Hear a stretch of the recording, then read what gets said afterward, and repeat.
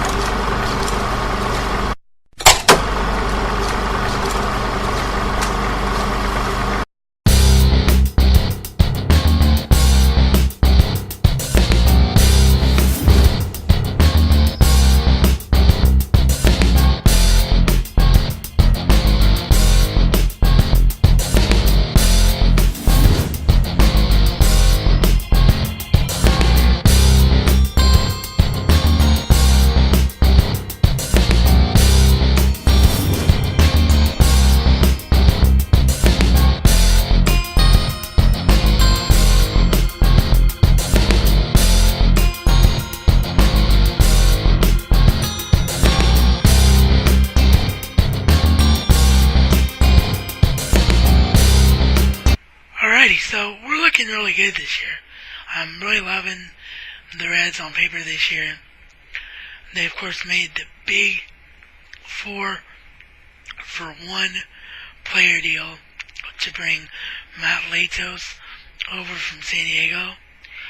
And they also brought in 2 big time guys to shore up their 8th and 9th innings, and Sean Marshall from Chicago. And they signed Ryan Madson from the Chicago Cubs, that is, for Sean Marshall. And then they signed Ryan Manson of the Philadelphia Phillies to fill the closer's role. And we all know what that guy's done for Philadelphia and how proven he has been in the last few years. So I'm really liking the Reds on paper this year, and Chris Heisey has an everyday spot to lose for the first time. Dusty Baker's pretty much said he plans on playing Chris Heisey every day, which I'm really excited about that, because I think this guy is exactly what the Reds are looking for. He's got, in that left field spot, he's got speed and power.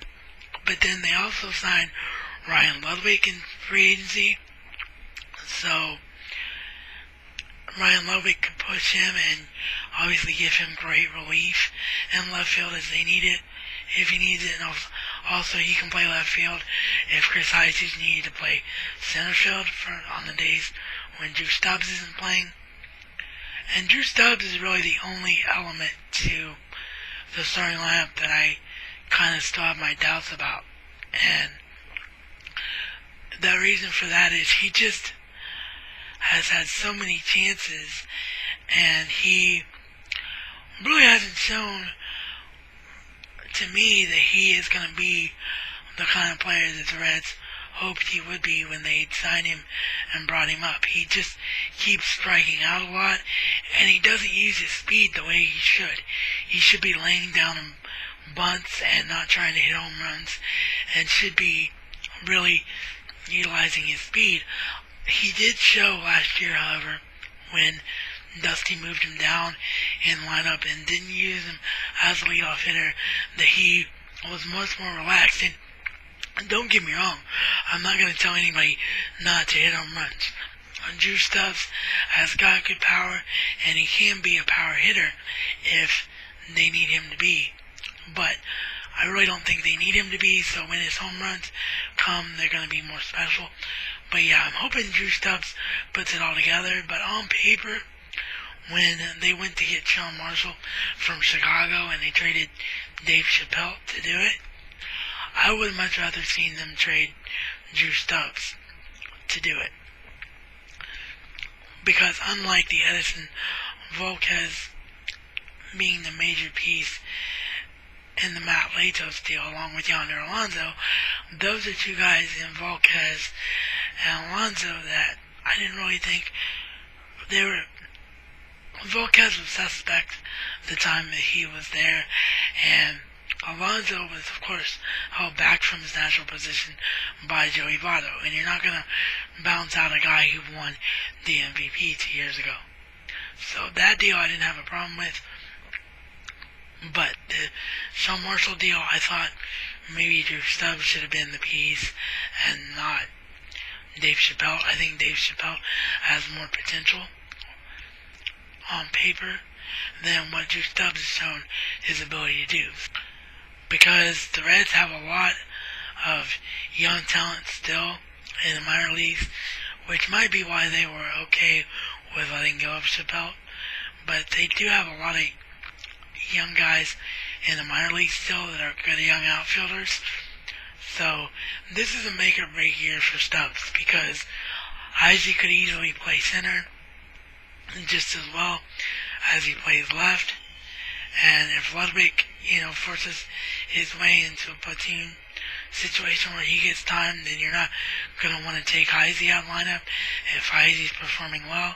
So this is a make or break here for Stubbs, in my opinion. And as far as the pitching rotation goes, the fifth spot is really the only question. Because with Latos and his ace mentality, that is huge. So you've got Cueto and Latos in the top of the rotation.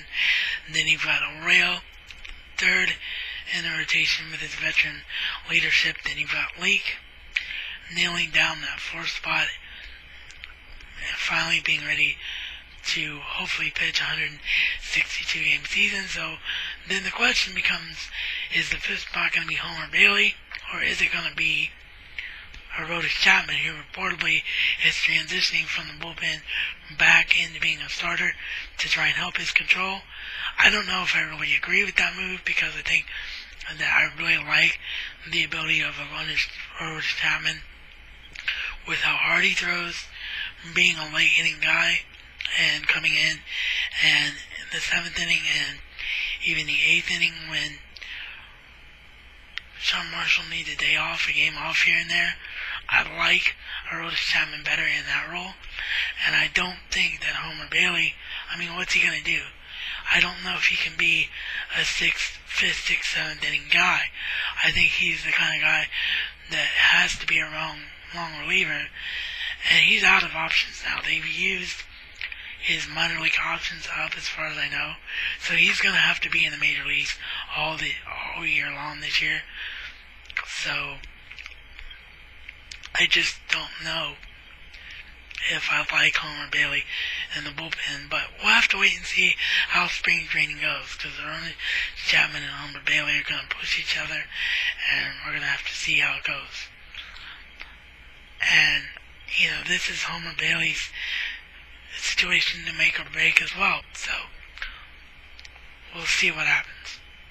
But I'm really looking forward to the Reds this year. I really think this is going to be a great year for us.